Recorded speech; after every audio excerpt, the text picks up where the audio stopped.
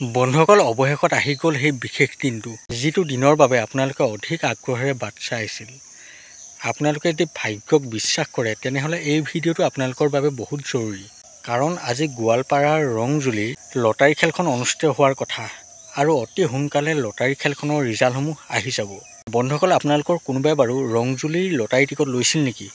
যদিহে লৈছিল, কিমান টকাৰ টিকট লৈছিল আপোনালোকে কমেণ্টত জনাবলৈ কিন্তু একেবাৰে নাপাহৰিব। বন্ধুসকল, আজি নিশা 8 বজাৰ পাছতেই ৰংজুলিৰ লটাৰী খেলখনৰ ৰিজাল্টসমূহ আহি যাব।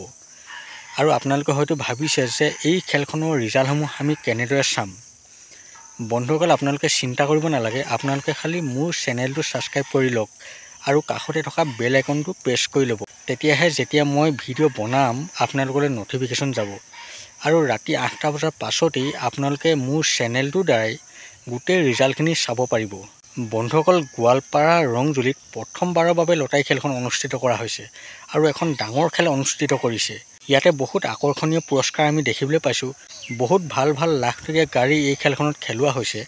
আৰু তাতকৈ এটা ভাল কথা, যিসকল এজেণ্টে টিকটসমূহ বিক্ৰী কৰি আছিল সেই এজেণ্টসকলৰ বাবেও কিছুমান পুৰস্কাৰ ইয়াত নিৰ্ধাৰিত কৰা হৈছে। সেইসকলকো লটাৰীৰ যোগে পুৰস্কাৰখিনি বিতৰণ কৰা হ'ব। বন্ধুসকল, ভিডিঅ'টো আৰু বেছি দীঘলীয়া নকৰোঁ। আপোনালোক যদি এই চেনেলটোত নতুনকৈ আহিছে তেনেহ'লে ছাবস্ক্ৰাইবটো কৰি লওক আৰু ভিডিঅ'টো লাইক আৰু এটা কমেণ্ট কৰি দিব।